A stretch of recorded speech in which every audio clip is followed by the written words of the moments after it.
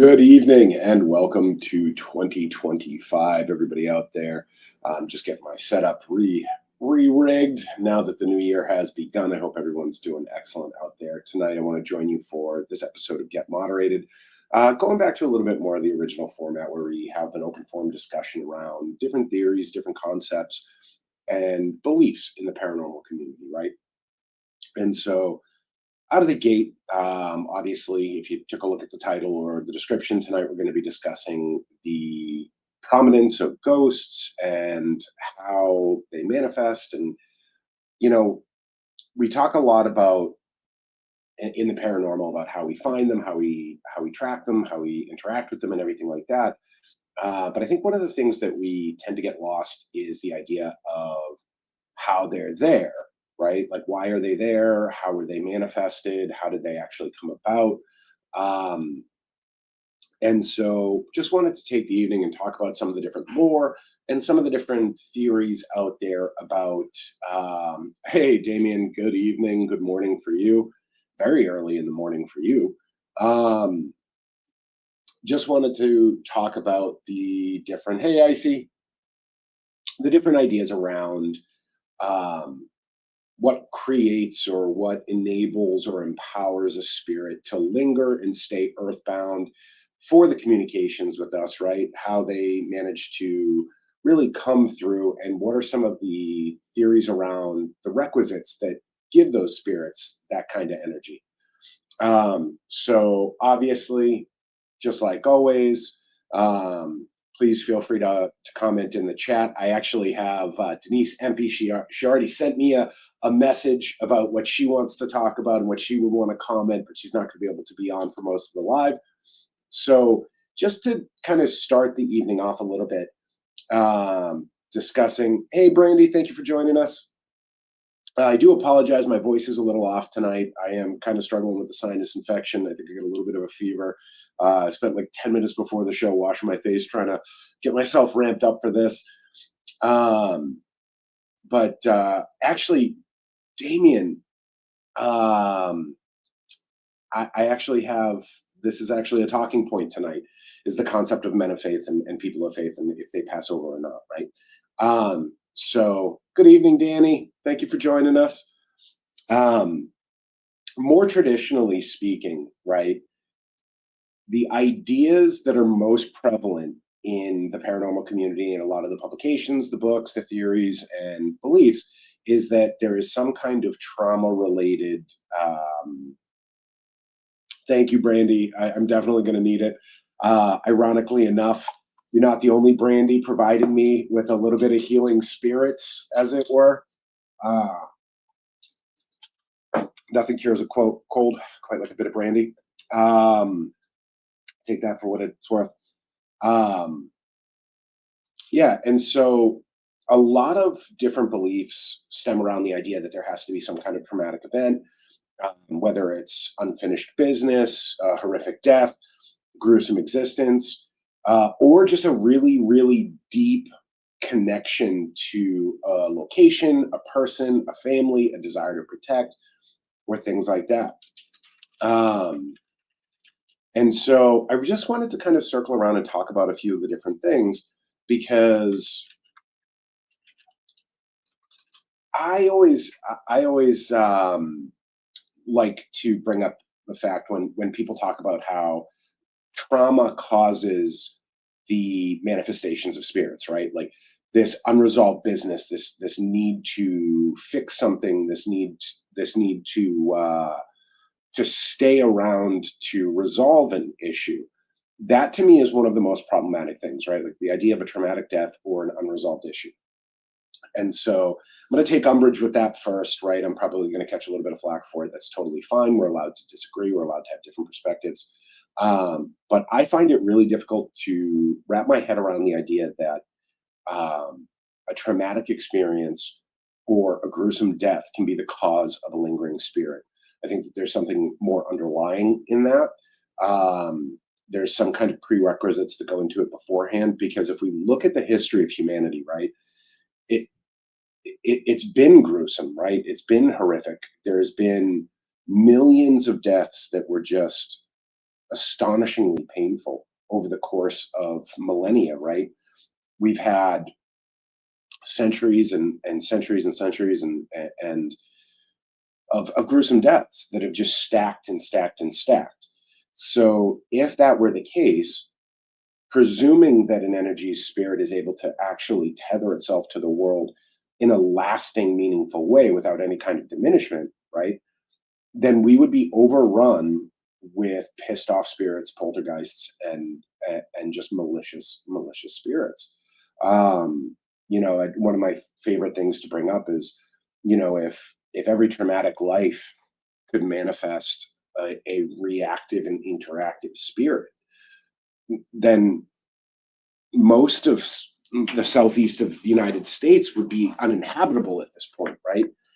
Um, and that even goes off the theory that there's this diminishing energy that spirits have access to, where some folks say that the reason why we see so much like Victorian era or early 1900s era spirits is because when they tether themselves to this plane, they're only it's almost like a shot clock, right? There's a certain amount of energy they have. There is a certain proximity to their life that they can manifest. And so once they move past that time frame, once they have expended that tether, right, then they're no longer able to manifest, or they're no longer able to stay. But that's kind of a tricky conversation, because a lot of the time you have reports of spirits of much further back than that, right? um, and so that goes into the conversation of spiritual energy, the attunement with nature, and the attunement with the energies that are around us. But I had the pleasure of going down to Gettysburg last year, going through the battlefields and things like that. Had a wonderful experience, but I didn't really have that much supernatural going on. We went to a couple of different locations in Gettysburg. Had a few different experiences. I won't argue that we definitely had some experience, but I wouldn't necessarily call it like profoundly energetic. Um, and so that really did kind of trigger me to think about it a little bit more, and really kind of press into that idea.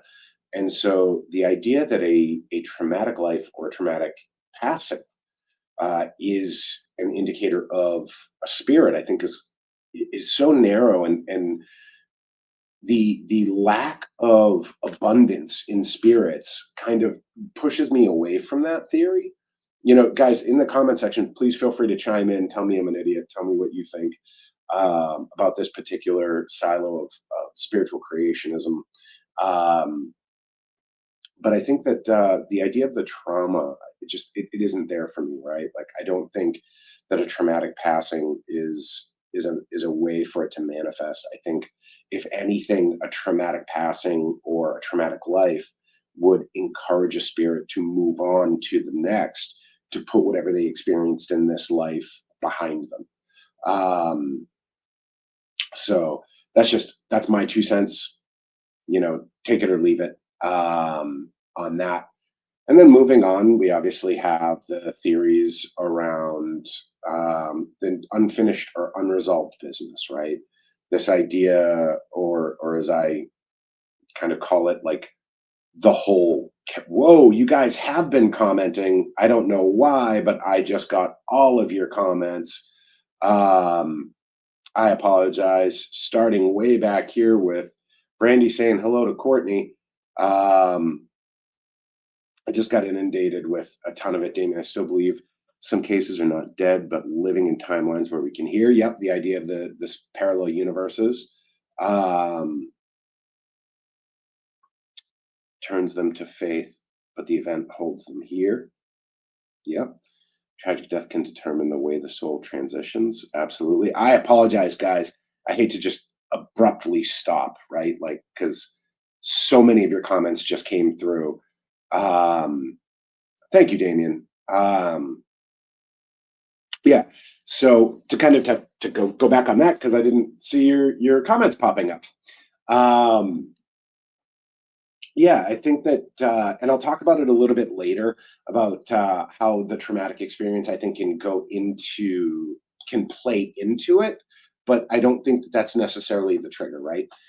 So moving on to like the concept of unfinished business, right? That one I jokingly refer to as the Casper theory, mostly because that was my introduction to the whole concept of the unfinished business theory of ghosts, right? You know, you have I don't even remember anybody's name but Casper. You have the dad who is searching out his deceased wife. He is a spiritual therapist or a paranormal therapist, and he's trying to help ghosts figure out their unresolved business and why they're actually staying here. Um, that to me, I also kind of take a little bit of umbrage with that, only because I find it almost infantilizing that like there might just be something there. Um, and I'll get to that, Icy. I promise I will. Um, there's a bunch of reasons that I'm going to go through tonight. I absolutely promise. All the different theories, protection and connections and things like that. Damien, I'm also going to touch on the living dream state as well. Um, but the idea that there's some calling, there's some action item that we left on the table in our living life that drives us to stay or to prevent us from moving on and prevent us from actually taking that next steps into whatever else might be coming. Um, I think that that is very infantilizing, right? The idea that we become a spiritual being and then still look to this existence as relevant, I think is very much from the perspective of this existence, right? It's that idea of like the 2D, a 3D image can see a 2D image, a 2D image can see a 1D image, but a 1D can't see a 2D can't see a 3D. Um, so the idea that we understand or that we actually have a concept of what our existence means when we move on to that next step, when we move on to that next existence, I think is very arrogant. You know, it goes back to the idea, the concept of people that is like, oh, it's God's will. Um, how do we know? How could we even remotely conceptualize what it is to exist as a solely spiritual entity, exist as just energy or just consciousness, right? Yeah, 4D would see both sides of a tennis ball, right? We would just see people grunting on a tennis court. Um, and so the idea that anything undone here would cause us to retain existence, I think is kind of foolish. I think that that's kind of diminishing of what we are actually becoming, what we're actually moving on to. The idea of protection, I think, kind of falls into a very similar boat for me. That like, oh, I need to stay around as a guardian spirit. I need to stay and protect this person and their development.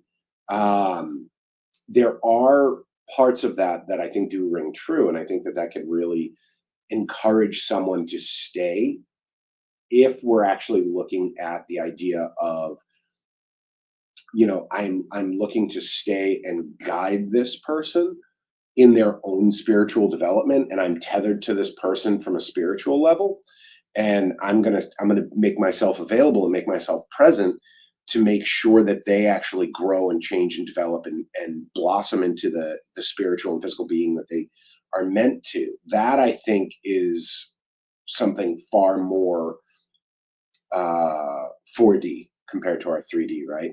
I think that that's a concept that really does resonate with a higher level of existence and a more altruistic existence, right?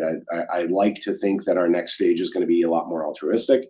I might be dead ass wrong, but I like to think what I think, and that's why. So I think the idea of protection is a big thing. Um, hey, Denise, how are you? I hope you had a wonderful birthday. Um, you know, and I hope there are more farm animals on the pack estate now. Um, but yeah, so those are pretty much the core ones. There's a couple of other ones that are more outliers that exist on a very hyper specific folklore perspective. Um, there's some there are some beliefs, especially in the Gaelic and Celtic traditions, where you die and how you die will determine if you're stuck here. And it's not a willingness thing. It's a curse. You know, there's a lot of other faiths, beliefs, and folklore and beliefs that becoming a ghost um, is or a spirit that walks the earth in for eternity is a curse. It's something that's bestowed upon you either by your deeds or by the way that you died or imposed upon you by another or by a divine being. Um, excuse me, just one second. I don't even know how to do this. I'm gonna just do this, and I feel like not watching me blow my nose is better than hearing it. It's rough. I'm not gonna lie. I do apologize for that. Don't know if that made it any better for anybody. I doubt it, but it did for me. Made me feel better. Um, so yeah, I mean, there's a lot of different, and I hate to use the word mythology around it because I feel like that also kind of diminishes what exactly I'm trying to communicate. Because I don't think, yeah, killer frog syndrome. Uh, Ernie will be surprised soon. Oh, geez, there is incoming animals. I think we have a special spirit that we communicate with, and when we ask her why it wasn't in heaven, she said, "This is heaven. This was heaven." Gave us new perspective. Yeah, so there's definitely, I think, something to that, especially in the Judeo-Christian faith, um, where there is this idea that heaven, hell, and earth all exist simultaneously. That they are all worlds. They are all their own plane of existence within this one, and that goes back to the old Judaic text saying that the palace of Solomon will descend upon earth again, and shall open the gates so that all can be seen. Um, so there's definitely this idea that there is multiple layers of existence where we are now. Um, and so all of these, you know, spiritual creationist stories, right? Like the idea of where these spirits come from, how they're able to manifest, why they're able to manifest, all kind of resound with the one question for me, and I'm kind of curious what everybody else out there thinks, is why aren't there more? You know, we spend our time in the paranormal investigating, which I actually have some really good investigations that have happened, and we have some really amazing ones coming up. For those of you who don't know, part of the Warner Paranormal Preservation Society, we have two different locations that are under our purview, our protection, and our support. Um, we have Harstuff Hall and the House of Hurt and Pain. Funny enough, just a little drop. If you check out Ghost Hunters, they were actually over at the hall recently. They just did a promo video for their time at the hall. They had an amazing night. They got quite a bit of activity, as I usually do pretty frequently. They're going to be coming back out, so definitely check us out at warnerparanormal.com. We have our locations there. We're going to have some videos up in the new year, different events and things like that have occurred. Some of the promotion videos from some of the folks that have been out, just so you guys can get a feel for the hall and check it out. Maybe some of you guys can come out and visit us. Be pretty cool. um, but why aren't there more? Why is this interaction with ghosts and spirits and entities not more abundant, right? If we have all of these ways spirits can be created, all of these very easy ways, right? Relatively. Yes, Denise. We have some plans coming up for 2025. I got to reach out to you guys on a side message here. We have our like little adventure squad that's in WPPS, that we go out everywhere and then we do bigger group events. But there's a few of us that go out a little bit more routinely. Definitely want to talk to you guys about coming down to the house at some point this year. Um, but that's my big question. What do you guys think? Why don't you think that there's more out there? Why is it such a rare thing if we have like the big four reasons, which are like here to protect, unfinished business, traumatic death, traumatic life, or big five, I guess, or a really profound connection to a location or item, right? Um, why isn't it more prevalent? Why aren't there way more spirits? And so, Damien, I'm kind of in in the same camp as you, right? We've lost touch with nature, and now we rely too heavily on technology. Um, I often think there are more spirits because a lot of people have been trained to tune it out and taught to believe they don't exist. Yeah, or we just aren't seeing them, right? But that still begs the question, right? So for those of us that are in tune, right? Those of us that are paying attention, those of us that are trying to actively train that muscle to see them, where are they, right? Like why do I need to go to a hyper specific location to try and get interactions? Um, and why isn't it more prevalent? Is it that my brain is shutting off? If that's the case, if they are everywhere, is my brain just shutting off? And so this comes to kind of what Denise had messaged me about, which was just that, guys. Same thing Icy and Damien said. They are prevalent. They are everywhere. We're just so in tune to shut that out or to ignore it, and we're so like hyped up in our little idiot boxes that we're carrying around here, um, that we miss it, right? That we are so detached from nature that we can't find it. And I had said to her that this was actually one of the things that I wanted to bring up too. Is it a situation like ants? And she actually had the same analogy. Ants outnumber humanity about 6 billion to one. I don't know if anybody knew that, or 6 million to one.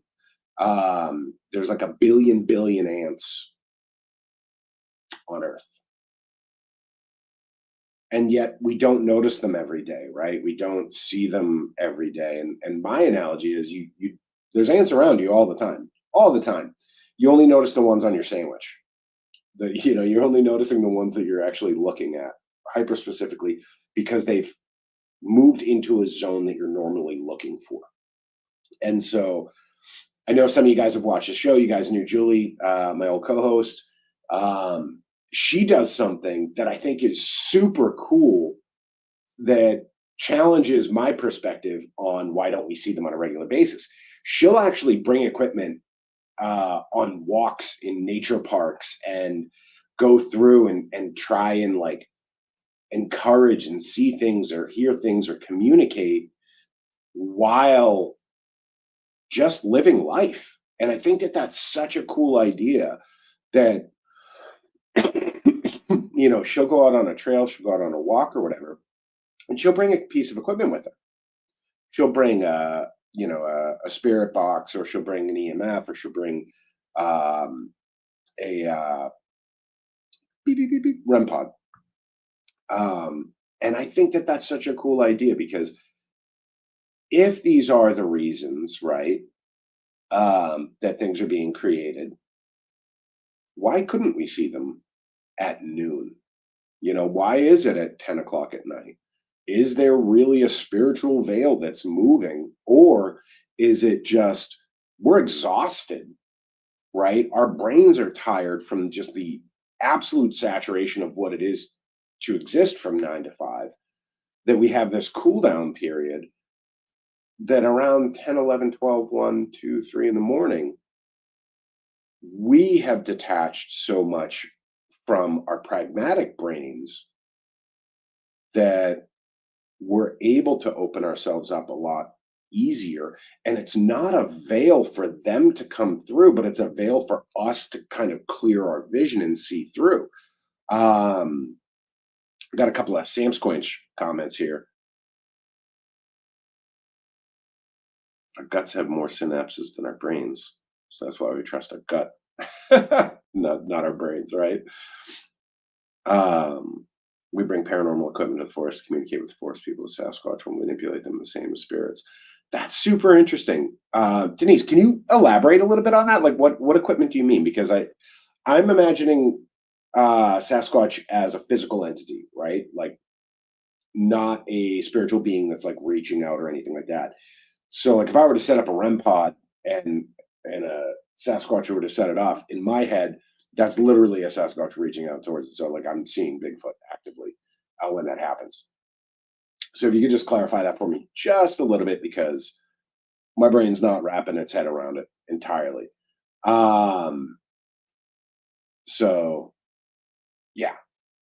Um, oh,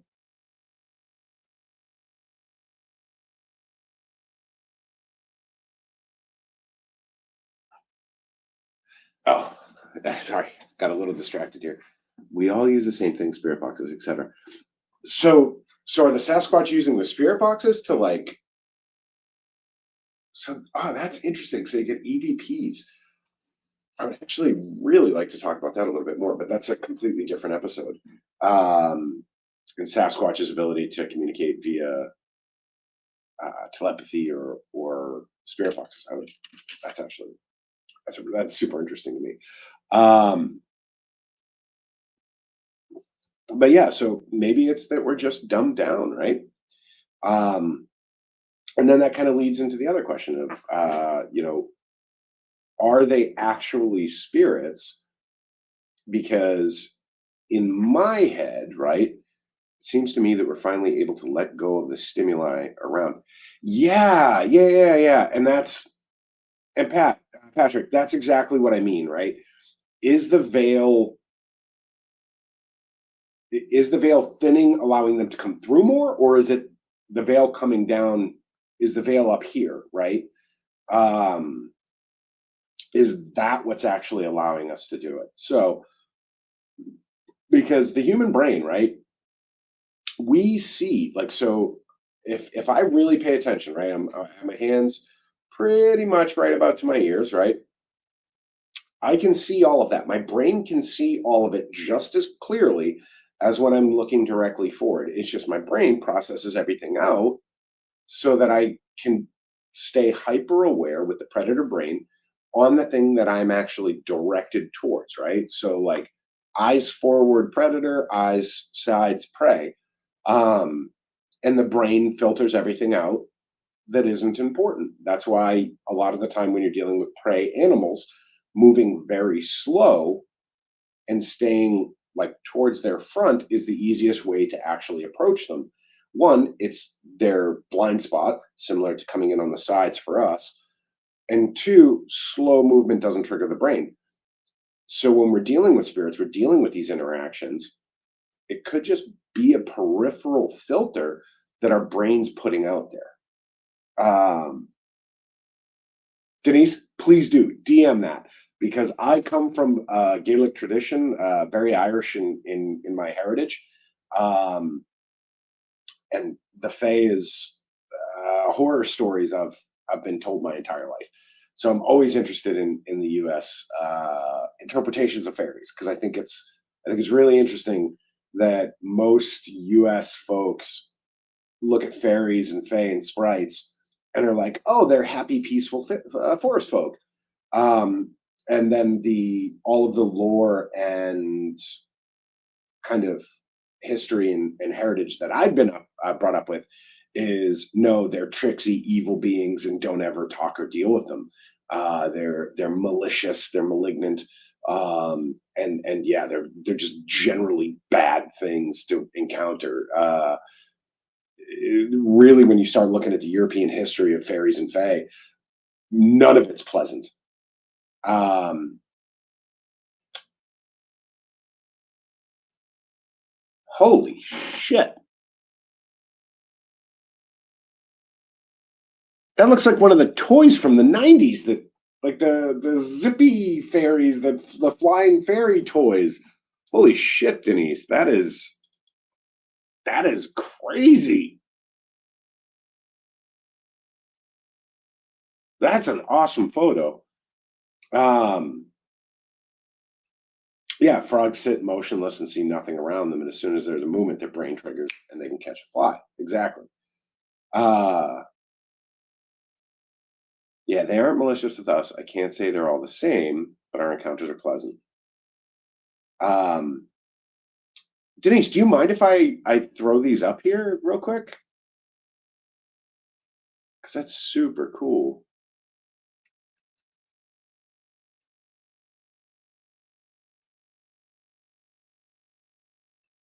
So this is definitely a little promo for one of her events here. Let me see.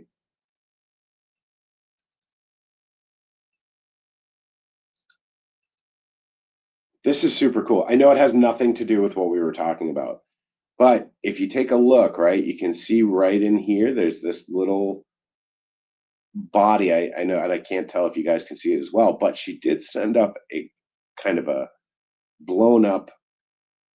That is crazy cool.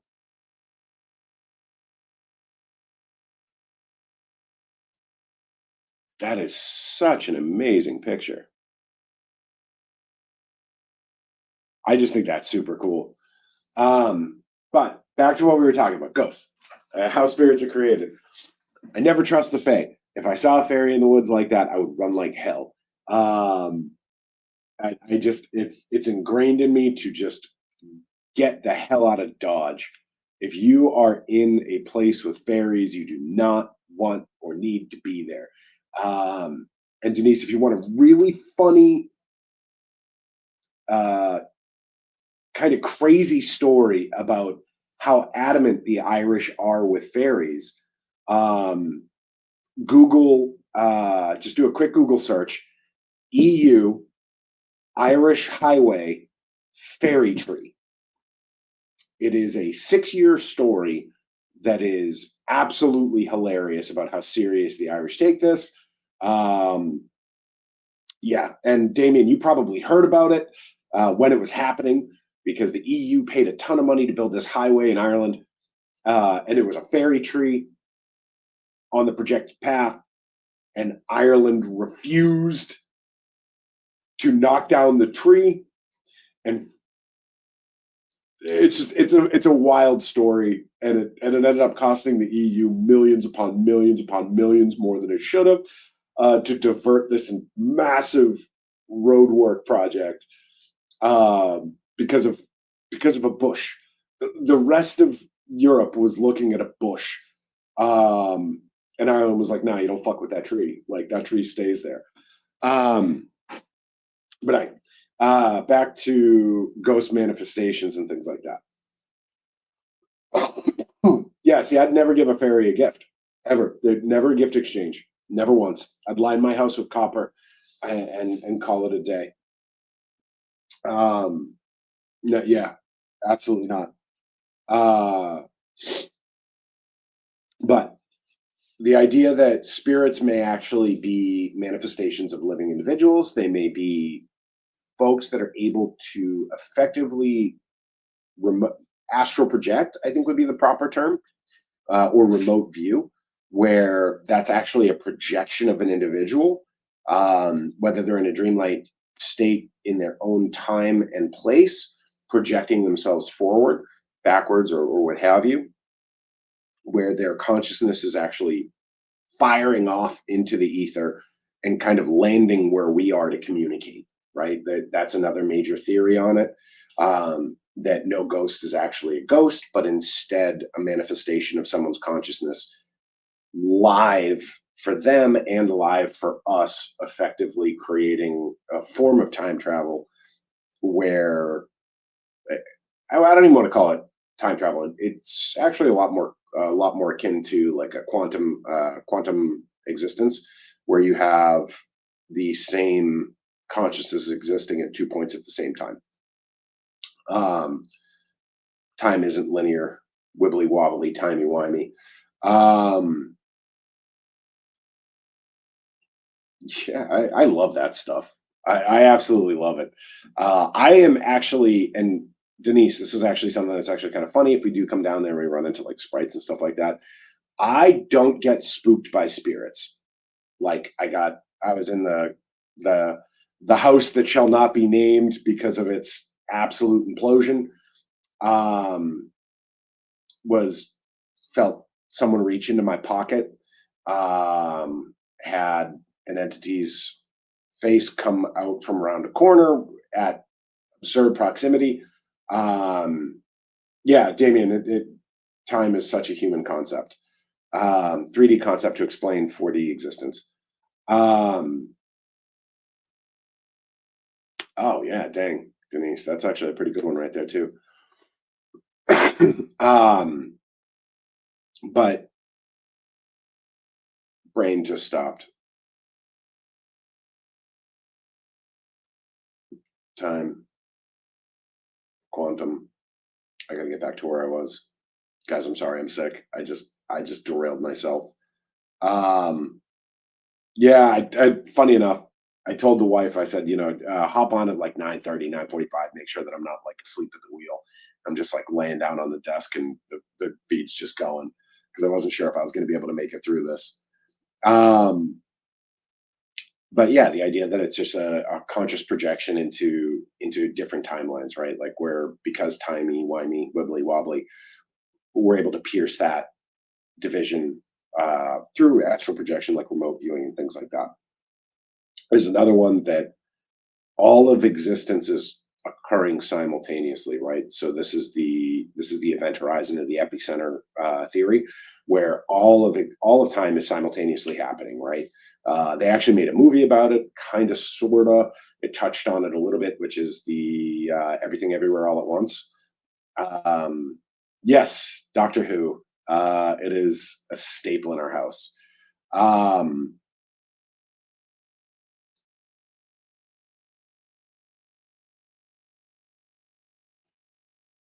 Damien, I'll talk to you on the side about this because there's some biblical evidence to that actually being um, potential. Let me see. We Bigfoot 50-50 Bigfoot ghosts. We can show you both if you come here. Kentucky goblins. Kentucky goblins. I don't. Yeah, again with the fairies, goblins and fairies. Never a pleasant thing for where I come from. Um, all right, so we talked about astral projection. Everything everywhere happening all at once. Um, yeah, you guys are killing me with this. I'm trying to stay on track. I'm trying like hell. Um, yeah, where you just have all of existence as a single point, a single point anomaly. Where, Damien, how do you know people are here before I do? You're able to like stay on top of it. Hey, Wojo, I don't see any comment yet, but thank you for joining in. Oh, there it is. Hey, brother. Hope you're doing well, my man. Um, where because everything is overlapping, you have a bleed through effect essentially, where different times are bleeding through different spots. Um, yeah, so Patrick, from a biblical perspective, I will say this. Um, I have a theory about the flood, and the fact that pre-flood, people were living to like 300, 400, 500 years old. Gilgamesh was 1,300 years old, biblically speaking. Pretty much every culture has these stories of ancients, elders being hundreds of years old. And then we have the Great Flood, and then pretty much all that ended, right? Like nobody lived past 90. Um, and there's a bunch of water in our upper atmosphere, which would have caused the flood. And then water historically, or not historically, scientifically does block certain types of radiation. You look at deep sea creatures that live 2, 3, 400 years old. Um, so the further submerged you are, the older the creatures are. And then you look at our DNA tips, and they are actually eroded by sun radiation. And so the radiation being emitted from the sun being able to pass through our atmosphere at a much higher rate than it would have if it had a 30-foot water barrier or 40-foot water barrier sitting on our upper atmosphere. And it is actually possible for that to occur because ozone weighs more than H2O. So unless there was a giant, I don't know, hole punched in our ozone at some point, water could have theoretically stayed on the upper atmosphere above our ozone layer. And the actual combination of radiant heat from the Earth and the sun would have been able to actually keep it in liquid form, so it wouldn't even have been ice. Anyway, back to it. Epicenter, single point, all times happening all at once. That's another theory. And then you have something that I've actually kind of believed for a long period of epicenters of death, right? Epicenters of exiting this world, where there is something inherent to the person when they pass. They're able. So this comes from, I guess, pseudoscience is the best way to describe it. In the moment of death, the brain spikes. They've already proven this. In the moment of death, there is massive brain waves that get emitted from our hardware that just kind of shoot out. They fire off. Now, all your life, you're moving through different spaces. Your brainwaves are impacting the area around you. We've already done studies. CIA documents in one of my previous episodes actually mentioned that our brains can actually generate matter. The brainwaves that we actually emit do have the potential to generate matter. The double slit photon experiment proves that our presence or our observation of a particular thing can modify its behavior. So, what is this?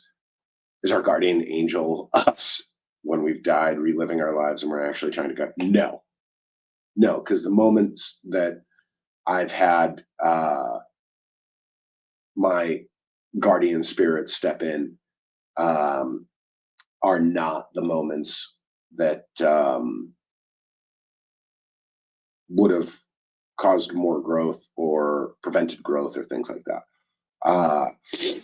Some of the more outlandish experiences I've had, there was no intervention, and they provided no moments of growth, no moments of perspective, only suffering with no purpose, which I think is pointless suffering.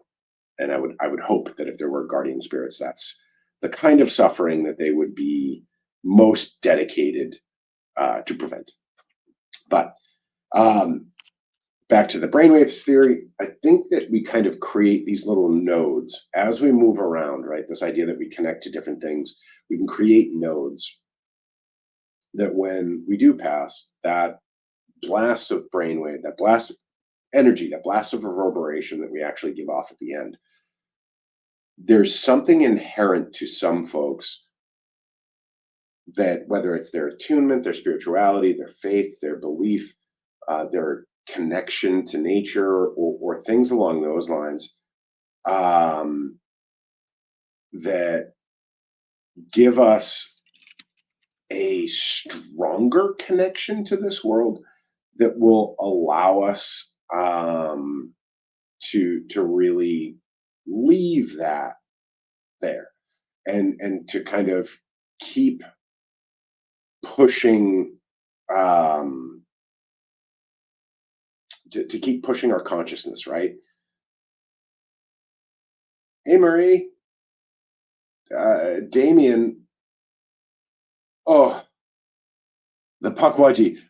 Being from New England, again, the Pukwudgie, not a friendly creature. Not a friendly creature, Denise. You're just like cuddling up with all these things that, like, I don't know. Everyone can see Marie's comments. I can't. Oh, hey, Russ, thanks for popping on.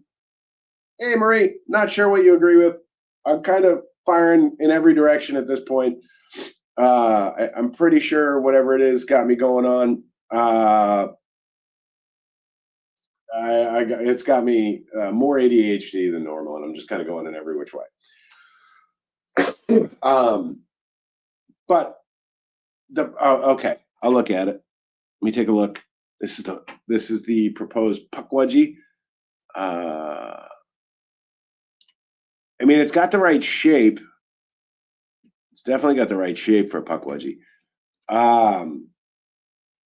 But again, Denise, why are you hanging out with so many? Yes, Ross, I'm at my office. Yep. Yep, I'm at the office. Uh,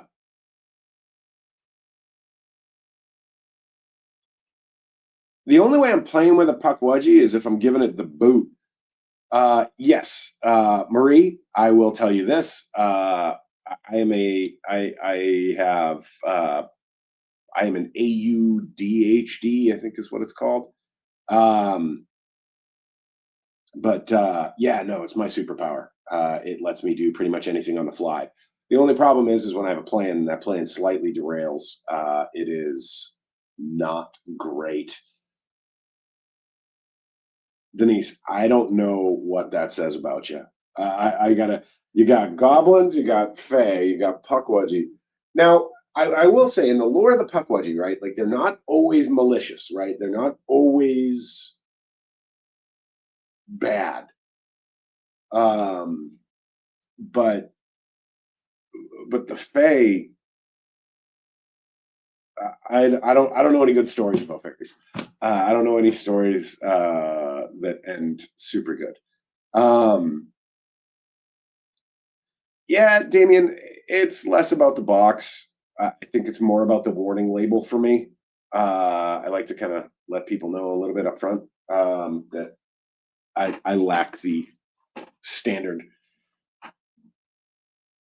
definition of empathy.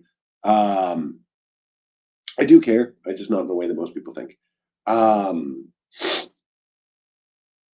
it says I'm not one to mess around with. Fuck around and find out. Fair.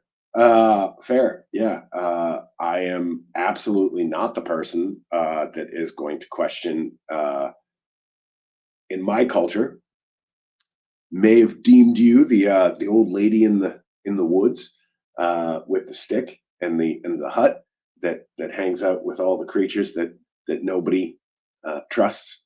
Uh, yeah, yeah. We got stories about folks like you too. Hope Ernie's still alive. Um, I know you might be willing to go to war while he's sitting in the passenger seat waiting. Uh, oh yeah, fuck around and find out, Damien. FAFO. Yeah, yeah. I mean that that's we have the different versions. Um, but check out the fairy tree story. It's super interesting. Um, yeah, so I guess my musings tonight kind of didn't go as on script as hoped, but it has gone longer than I anticipated my physical body to hold up because I am in a bad way. But what do you guys think? Like, really genuinely, if you think about it, right? If there is a veil between the worlds, right? Is it that we can't see through it to see the abundance of spirits? Or is it that there's just not that many spirits to be seen? Or do they have options, right? Like are they capable of manifesting or retreating? Are they just choosing to be elusive? Like what do you guys think? That's all. That's my biggest question is, I tend to believe that spirits reverberate on a certain frequency. Sometimes we can tune in, sometimes we can't, right? There'll always be a spirit that I can't see that you can, and vice versa. That kind of goes back to what my perspective on paranormal in general. I never will tell someone they haven't experienced something, right? So I could be standing next to someone and they're like, there's a ghost right there. And I could be looking down that hole and see nothing, right? Like I could clear not a thing there. I never once judged that they aren't seeing it, right? Oh, that's so weird. So my wife and I have actually talked about maybe doing an investigation in our little office building that we're in here because her and I are in here after hours every now and again, and we hear things.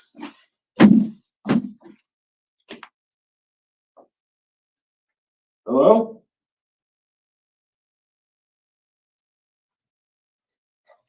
And I just heard someone laughing.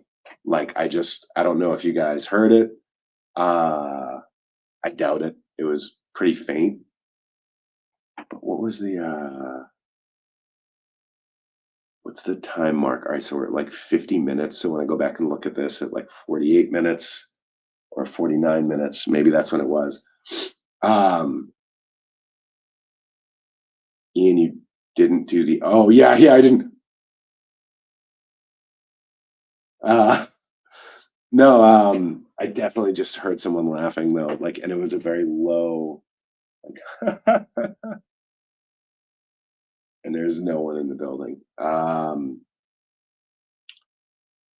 Headphones on, might hear it. Yeah, I don't.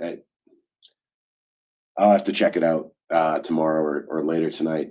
Without a physical brain, how does the ghost spirit energy have conscious thought? I heard something in the background, very faint. Yeah. Okay, cool. So I'm definitely gonna have to go back and listen to it.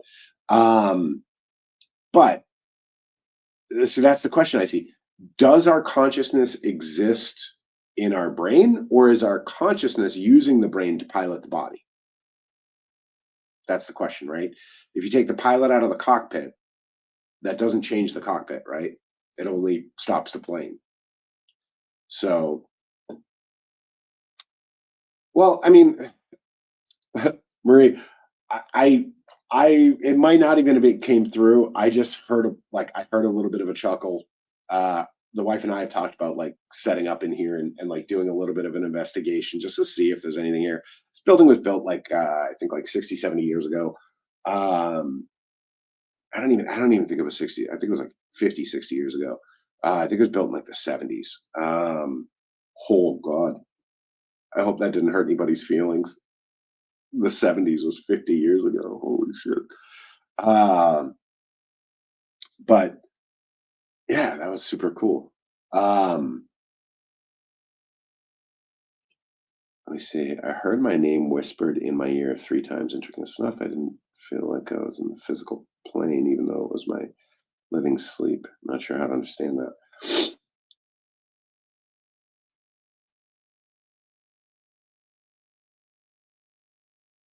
I don't understand that either, Patrick. I think if you reworded it. Yeah, you know what? I'm gonna have to bring equipment with me next week, and maybe I'll just set some stuff up. I'll throw a REM pod in the hallway or something like that, and see if yeah, just see if it decides to fire back up. No, it didn't have an accent, Damien, and I don't have mine tonight. Um, but yeah, guys, thank you for coming on this ride with me here. I hope I gave you something to think about, or at least entertained you for a little while. Uh, yeah, 52. I mean, right? You were 1973, baby. Uh,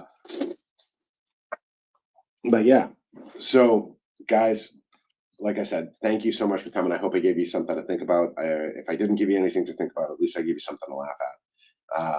And as always, I just want to let you guys know. I hope you stay blessed. I hope you stay well. Take care of yourselves. Fuck the haters, and just do you. Right. Happy birthday to Brandy at midnight. All right. Well, happy birthday, Brandy. If you're still on the stream here, you got about 2 hours and 7 minutes until you can celebrate yourself making it another year around the sun. Have a good night, everybody. Stay blessed.